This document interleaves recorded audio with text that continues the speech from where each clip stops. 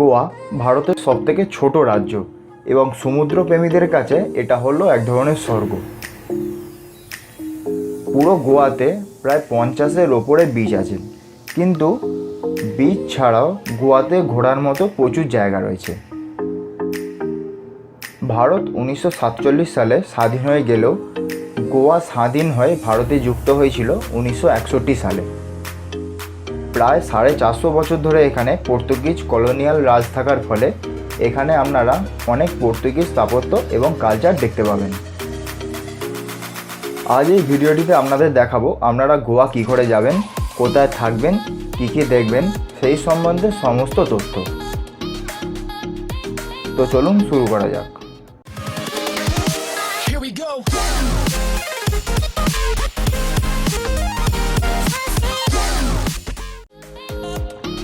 গোয়া ভ্রমণের সবথেকে best time হলো অক্টোবর থেকে ফেব্রুয়ারি পর্যন্ত। তার মধ্যে ডিসেম্বর এবং জানুয়ারি হলো সবথেকে পিক টাইম, তাই এই সময় সমস্ত কিছুর রেট খুব হাই থাকে। এছাড়াও আপনারা জুন জুলাই মাসের মনসুনে গোয়া ঘুরতে যেতে পারেন। এই মনসুনে গোয়ার সৌন্দর্য কিছুটা আলাদাই থাকে। যারা হাওড়া কলকাতা থেকে ডাইরেক্ট ট্রেনে করে গোয়া যেতে চান তারা হাওড়া স্টেশন থেকে অমরাবতী এক্সপ্রেসে করে ডাইরেক্ট ভাস্কো দা গামা স্টেশনে পৌঁছে যেতে পারেন। এছাড়া যারা প্লেনে করে আসতে চাইছেন তারা কলকাতা ইন্টারন্যাশনাল এয়ারপোর্ট থেকে Goa international airport double in এয়ারপোর্টে চলে আসতে পারেন। পুরো গোয়াতে ওলা এবং উবেরের আপনারা সার্ভিস পাবেন না। এখানে কোনো অনলাইন ক্যাব সার্ভিস নেই, তাই নর্মাল ক্যাবের এখানে রেট খুব হাই থাকে। তাই খরচ বাঁচানোর জন্য এখানে সব ট্যুরিস্টরাই বাইক ভাড়া নেয়। এখানে সব জায়গাতেই হন্ডা অ্যাক্টিভা রেন্টালে পাওয়া যায় এবং এর ভাড়া থাকে প্রায় 300 থেকে 400 টাকার মধ্যে। আপনি কোন সিজনে যাচ্ছেন তার উপর ভিত্তি করে এর ভাড়া কত হবে। এছাড়া আপনারা বিভিন্ন বাইকও ভাড়া নিতে পারেন। বিভিন্ন বাইকের জন্য বিভিন্ন ভাড়া হয় এবং পেট্রোলের দাম আপনার।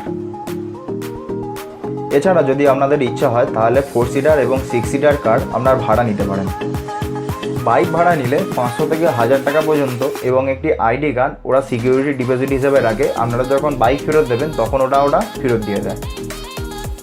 তাই যদি আপনাদের গোয়া গিয়ে বাইক চাপার পরিকল্পনা হয়ে থাকে তাহলে অবশ্যই ড্রাইভিং লাইসেন্স এবং আরেকটি আইডি কার্ড নিয়ে যাবেন। যখন আপনারা বাইক বা স্কুটি ভাড়া করবেন তখন ওই গাড়ির ভালো করে ভিডিও তৈরি করে নেবেন।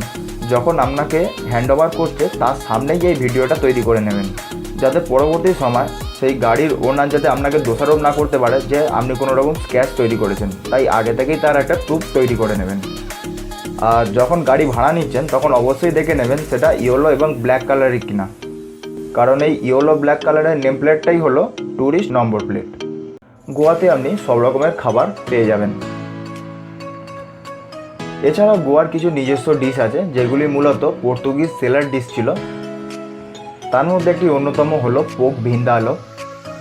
এটি আসলে পোক, গার্লিক এবং ওয়াইনের একটি কম্বিনেশন ডিশ।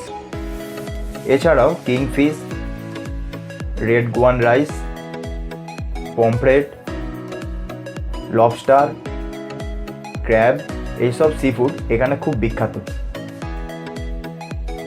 আপনারা যখন সি বিচগুলো দিয়ে ঘুরবেন তখন দেখবেন সি বিচের সাইডে যেসব রেস্টুরেন্টগুলো আছে এইসব রেস্টুরেন্টগুলোতেই আপনারা সব রকম ডিশ পেয়ে যাবেন।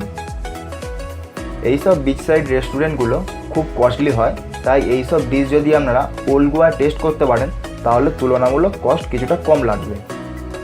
এছাড়া যারা লিকার ভালোবাসেন তাদের জন্য বলে রাখি, তাদের জন্য আছে গোয়ার হোমমেড ফেনি, যেটা কাজু বাদামের ফল থেকে তৈরি হয়। আরেকটা হলো কাবো, যেটা হলো এক ধরনের কোকোনাট রাম। গোয়াতে সবই প্রায় রেস্টুরেন্ট কাম বার, তাই আপনারা গোয়ার সমস্ত রেস্টুরেন্টে অ্যালকোহল পেয়ে যাবেন। এবার বলি আপনারা গোয়া কি করে ঘুরবেন। টোটাল গোয়া মূলত দুটি পার্টে ঘোরা হয়, একটা হলো সাউথ গোয়া, একটা হলো নর্থ গোয়া। তো আজকে ভ্রমণ শুরু করব নর্থ গোয়া দিয়ে। আপনারা যদি অমরাবতী এক্সপ্রেসে যান তাহলে ভাস্কো দা গামা স্টেশনে পৌঁছাবেন বিকাল 4টের সময়। এখান থেকে যদি আপনারা ট্যাক্সি করে হোটেল যেতে চান তাহলে আপনাদের 4 সিটার ট্যাক্সির জন্য পড়বে 1000 থেকে 1200 টাকা। যদি আপনার লাগেজ কম থাকে তাহলে আপনারা স্টেশনের পাশ থেকেই স্কুটি ভাড়া করে সেই স্কুটি করে আপনারা হোটেল পৌঁছাতে পারবেন। এর থেকেও যদি আপনারা কমে যেতে চান তাহলে বাসে করে যেতে পারেন। প্রথমে স্টেশন থেকে বাসে করে পাঞ্জিম এবং পাঞ্জিম থেকে বাগা পর্যন্ত পৌঁছে যেতে পারেন। তার জন্য খরচা হবে 100-র ভিতরে।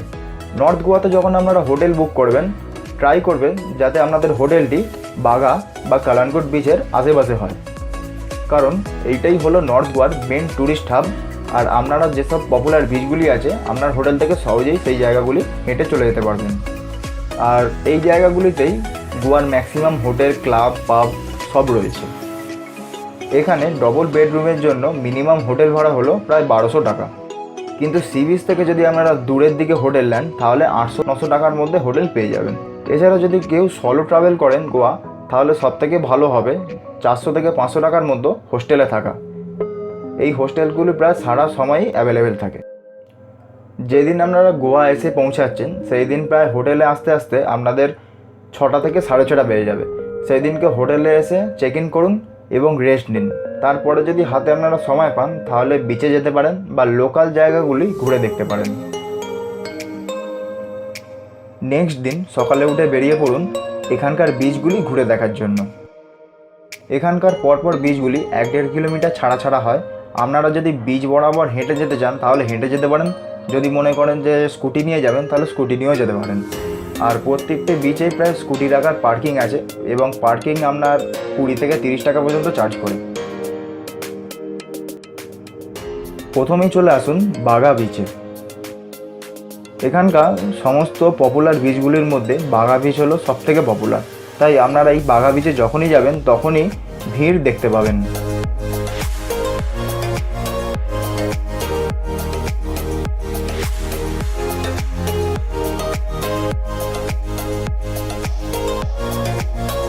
গোয়াতে এসে প্রায় সবাই ওয়াটার স্পোর্টগুলি করতে চায়। যদি আপনারাও করতে চান তাহলে এই রকম যে কাউন্টারগুলি আছে এখানে গিয়ে কথা বলবেন এবং সবসময় বার্গেনিং করে নেবেন। আর সবথেকে ভালো হয় এখানে 1500 থেকে 2000 মধ্যে কম্বো হয়, সেইগুলো নিতে পারেন, কারণ প্রত্যেকটি আলাদা আলাদা করতে গেলে প্রায় 600, 700, 800 টাকা করে ভাড়া পড়ে। সব থেকে এখানে মেন মানুষ যেটা করতে যায় সেটা হলো এই জেট স্কি আর প্যারাসেলিং। আপনারাও ট্রাই করতে পারেন, খুব ভালো রোমাঞ্চ অনুভব করবেন। এই বিচ সাইড রেস্টুরেন্টগুলোকে স্যাক বলে, তো আপনারা যদি ব্রেকফাস্ট করে না বেরোন তাহলে এই স্যাক থেকে ব্রেকফাস্ট করে নিতে পারেন। গোয়াতে যেহেতু ফরেনাররা প্রচুর আসে তাই আপনারা এই স্যাকসগুলোতে নানা রকম খাবার পেয়ে যাবেন, ইটালিয়ান, স্প্যানিশ, মেক্সিকান, রাশিয়ান। তাই আপনারা যদি বিদেশি খাবার উপভোগ করতে চান তাহলে অবশ্যই এই স্ন্যাক্সগুলো থেকে খেতে পারেন।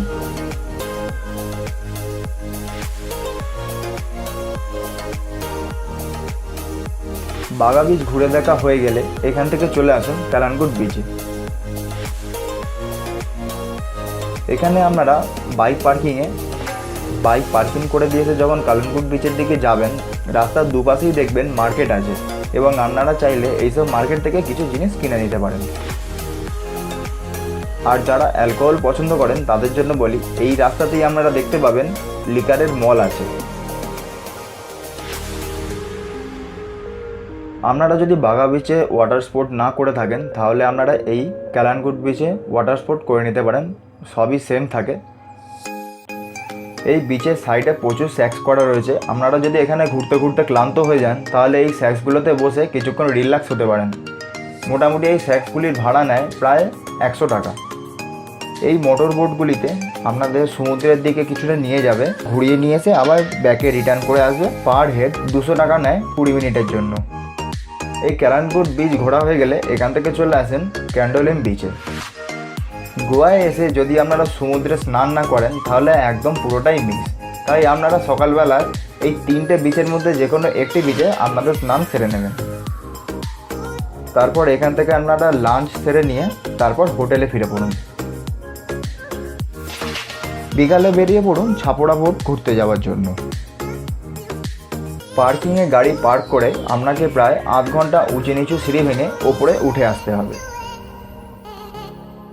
ফোর্টটি ভাঙাচোরা, দেখার মতো কিছুই নেই, কিন্তু ফোর্টটা বিখ্যাত হয়ে রয়েছে দিল চাহতা হ্যায় মুভির শুটিং হয়েছিল বলে।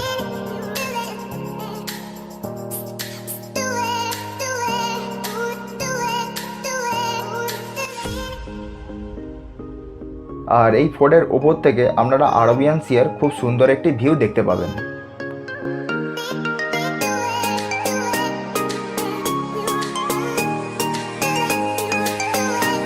এই ফোর্ট ঘোরা হয়ে গেলে তারপর চলে আসুন আঞ্জুনা বিচে। পুরো আঞ্জুনা বিচ ভালো করে ঘুরে দেখুন। আঞ্জুনা বিচের জল খুব ওপর পর্যন্ত উঠে আসে, তাই দেখবেন আঞ্জুনা বিচে নামার পরে এখানকার স্ন্যাক্সগুলো খুব ওপর দিকে তৈরি করা আছে। তো এখানকার স্ন্যাক্সগুলো যদি আপনারা খান তাহলে আপনারা খেতে খেতে সমুদ্রের খুব ভালো ভিউ দেখতে পাবেন। আর যদি এখানে খেতে চান তাহলে আপনারা চার্লিসে খেতে পারেন। এই চার্লিস এখানকার মধ্যে সবথেকে ফেমাস স্ন্যাক্স। আপনারা যদি এখানে কিছু মার্কেটিং করতে চান তো আঞ্জুনা বিচে এন্ট্রি করার সময় দেখতে পাবেন এই রকমের প্রচুর দোকান আছে। আর আপনার যদি পছন্দ হয় তাহলে এইখান থেকে কিছু জিনিস কিনে নিয়ে যেতে পারেন এবং আঞ্জুনা বিচে সানসেট পর্যন্ত থাকুন, তারপর হোটেলে ফিরে পড়ুন। হোটেলে ফিরে গাড়ি রেখে দিয়ে বেরিয়ে পড়ুন এখানকার সবথেকে বিখ্যাত টিটোস লেন এক্সপ্লোর করতে। মেন এই রাস্তাটি বিখ্যাত এই রাস্তার দুপাশের নাইট ক্লাব এবং পাবগুলির জন্য।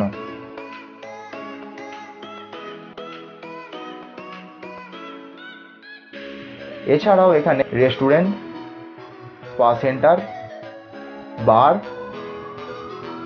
ম্যাসেজ পার্লার, ট্যাটু সেন্টার, নানা রকম শপিং কমপ্লেক্স আছে। এখানে যত রাত হয় তত ভিড় বাড়তে থাকে। তো আপনারা যখনই যান দেখবেন এখানে সবসময় লোকের সমাগমে ভর্তি। আর আপনারা যদি ক্লাব নাইট এনজয় করতে যান তাহলে কাবানা, স্নিক, এলপিকে এবং টিটোস ক্লাবে যেতে পারেন। বা যদি আপনারা এইসব ক্লাবে নাও যেতে চান তাহলে রাস্তাটা ঘুরে দেখুন, তারপর বাগা বিচের যে কোনো স্ন্যাক্স বা ভালো কোনো রেস্টুরেন্টে ডিনার সেরে নিতে পারেন। বিচের যেসব স্ন্যাক্সগুলি আছে সেখানে মোটামুটি দুজনের ডিনার করতে 2200 থেকে 2500 টাকা লেগে যাবে। রাত্রিবেলাও একবার এই বাগা বিচ ঘুরে দেখবেন, কারণ এই বিচ রাত্রিবেলা মায়াবী হয়ে ওঠে। যত স্ন্যাক্স আছে সবেতে ক্যান্ডেল লাইট ডিনার হয় এবং নানা রকম আলো জ্বেলে পুরো মায়াবী করে দেয়। যদি এই স্ন্যাক্সে আপনারা কাপেল স্পেশাল ডিনার করেন তাহলে আপনাদের জন্য এরা আলাদা করে টেবিল সাজিয়ে দেবে। আপনারা যে দিনগুলি গোয়াতে কাটাবেন অবশ্যই একটি দিন এরকম ক্যান্ডেল লাইট ডিনার করবেন, কারণ আকাশের নিচে আর সমুদ্রের হাওয়া খেতে ডিনার করতে দারুণ লাগবে। নেক্সট ডে আমরা সকালেই ব্রেকফাস্ট করে বেরিয়ে পড়ব এবং গোয়ার যত সাইট সিন আছে সেগুলি দেখে নেব। প্রথমেই চলে আসবেন আগুয়াডা ফোর্টে। আগুয়াডা ফোর্টের বাইক পার্কিং হলো 50 টাকা এবং ফোর্টের এন্ট্রি ফি হলো 25 টাকা। প্রায় 400 বছর আগে পর্তুগিজরা সমুদ্রের ধারে এই ফোর্টটি তৈরি করেছিল এবং কোস্টাল গার্ডের জন্য এই ফোর্টের মাঝখানেই একটি লাইট হাউস আছে এবং এই ফোর্টের ওপর থেকে আপনারা সমুদ্রের খুব ভালো ভিউ দেখতে পাবেন।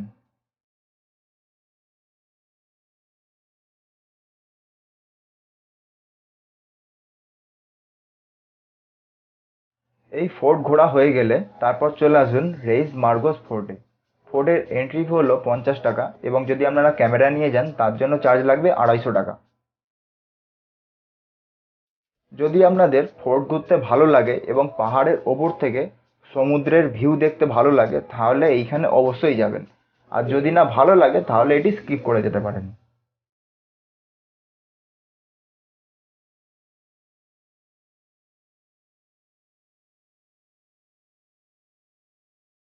এখান থেকে এগিয়ে গিয়েই আপনাদের একটি ফেরিঘাট পড়বে, এখান থেকে আপনারা ডলফিন ফেরি রাইড করে নিতে পারেন। 1 ঘন্টা ঘোরানোর জন্য 400 টাকা চার্জ করে পার হেড। এই ডলফিন রাইডটি করলে আপনারা হাতে গোনা কিছু ছোট ও মাঝারি সাইজের ডলফিন দেখতে পাবেন এবং এই বোর্ডের যে গাইড থাকে সেই গাইড দূর থেকে কিছু মুভির শুটিং পয়েন্ট দেখিয়ে দেয়। এরপর চলে যাবেন দনাপলা ভিউ পয়েন্টে। এই জায়গাটিতে সিঙ্ঘম মুভি শুটিং হওয়ার পর বেশ পপুলার হয়ে গেছে।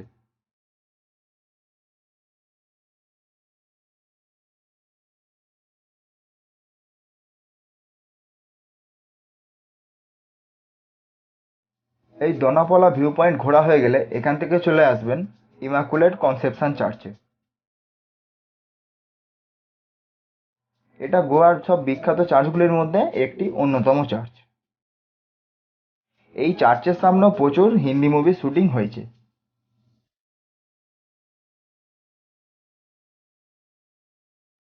এই চার্চের পার্কিং লটে গাড়ি পার্কিং করে দিয়ে চলে যাবেন চার্চে।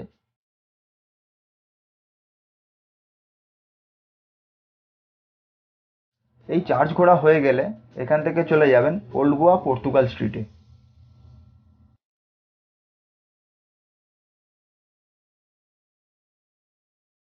এখানকার বাড়িগুলি হলো দেখার মতো বাড়ি।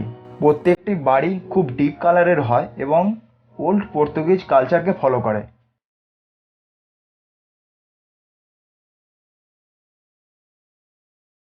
তাই এই পুরো রাস্তাটি হলো ফটোজেনিক রাস্তা, যেখানে দাঁড়াবেন সেখানেই ফটো তুলতে খুব ভালো লাগবে। তাই যদি আপনারা একটা জায়গায় গাড়ি পার্ক করে রেখে পুরো জায়গাটি হেঁটে ঘুরতে পারেন তাহলে তো আরও ভালো হয়।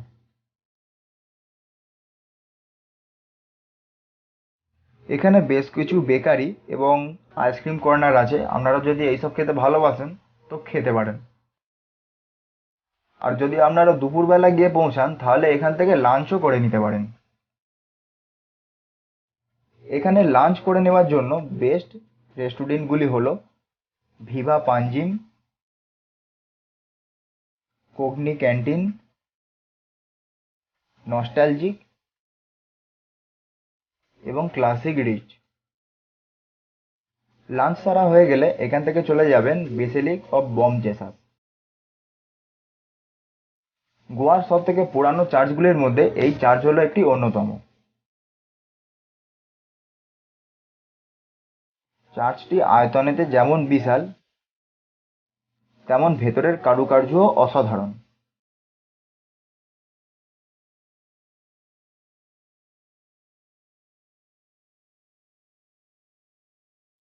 আর এই চার্চের ভেতরেই রয়েছে সেন্ট ফ্রান্সিস জেভিয়ারের মমি। যারা গোয়া সাইট সিনগুলি ক্যাব বুক করে ঘুরবেন তাদের পার ডে 5,000 টাকা লাগবে এবং তাদের পুরো প্ল্যানটাই প্রি প্ল্যান থাকবে। কিন্তু আপনারা যারা স্কুটি বা বাইক নিয়ে ঘুরতে যাবেন তারা এখানকার যেসব চার্চগুলি পাশাপাশি রয়েছে সব চার্চগুলিই ঘুরে দেখবেন, কারণ এখানকার প্রতিটি চার্চগুলি খুব সুন্দর দেখতে হয় এবং পর্তুগিজ আমলে তৈরি বলে প্রত্যেকটি চার্চের আলাদা আলাদা ইতিহাস এবং নিজস্ব ঐতিহ্য আছে। তাই যদি আপনারা আশেপাশের চার্চগুলি ঘুরে দেখতে চান তো এই বেসিলিক বম জেসাস চার্চের পিছন দিকে চলে আসবেন। এখানে এলে দেখতে পাবেন Catholic church of Saint Francis আছে। কিছুটা টাইম নিয়ে এই চার্চ ভালো করে ঘুরে দেখুন।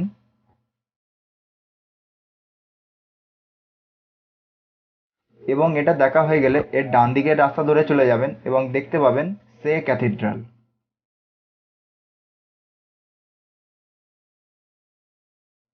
কিছুটা টাইম নিয়ে এই চার্চ ভালো করে ঘুরে দেখুন। এরপর কিছুটা সামনের দিকে এগিয়ে গেলে আরেকটি চার্চ দেখতে পাবেন। এই চার্চের নাম হলো চার্চ অফ সেন্ট ক্যাথরিন।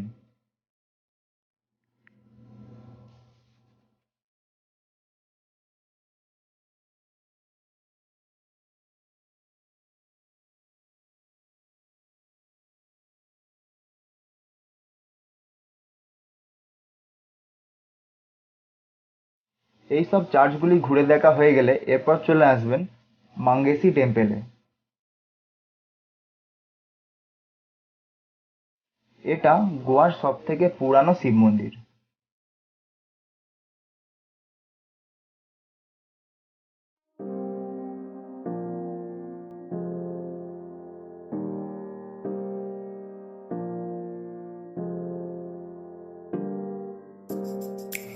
এইসব স্পটগুলি ঘুরে দেখা হয়ে গেলে তারপর ফিরে পড়বেন হোটেলে।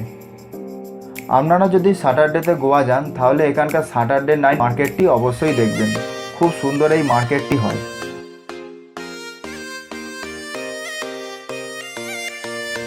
সপ্তাহের এই একদিনই এই মার্কেটটি বসে, কিছুটা দেখতে হয় মেলার মতো।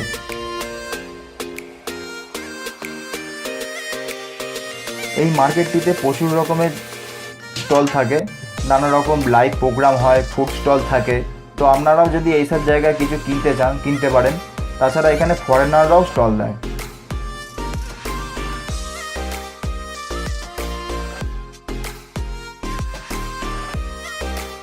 এছাড়াও এই দিন রাত্রিবেলা যদি আপনার ইচ্ছা হয় তাহলে এখানকার পাব বা বিচে গিয়ে এনজয় করতে পারেন।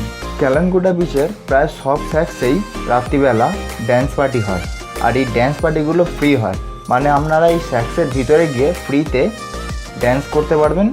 এবার আপনারা যদি কিছু খেতে যান তখন পয়সা লাগবে, কিন্তু ড্যান্স করার জন্য কোনো কিছু পে করতে হয় না। আজকে এই পর্যন্তই। নর্থ গোয়ার লাস্টের দিনটা আমি নেক্সট ভিডিওতে দেখাবো।